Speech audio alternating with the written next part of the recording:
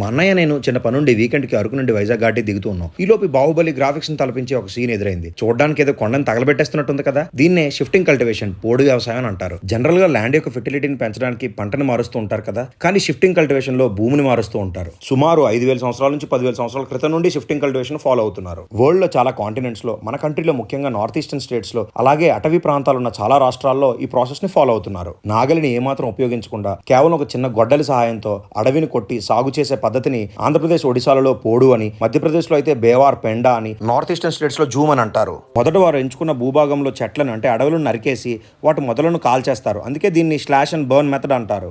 ఇలా కాల్చినప్పుడు ఏర్పడిన బూడిద మట్టిలో కలిసి మంచి పోషకంగా పనిచేస్తుంది. ఇలా 2-3 సంవత్సరాలు వ్యవసాయం చేసిన తర్వాత ఎప్పుడైతే ఆ భూమిలో క్రాప్ క్వాలిటీ తగ్గుతుందో ఆ భూమిని వదిలేసి వేరే ప్రాంతానికి వెళ్ళిపోతారు. చాలా తక్కువ ఖర్చు, అలాగే ఫెర్టిలైజర్స్ యూజ్ చేయకుండా ఆర్గానిక్ గా పంటలు పండిస్తారు. These are the advantages. నరికిన చెట్లను కాల్చినప్పుడు వచ్చే carbon dioxide and deforestation, these are the disadvantages.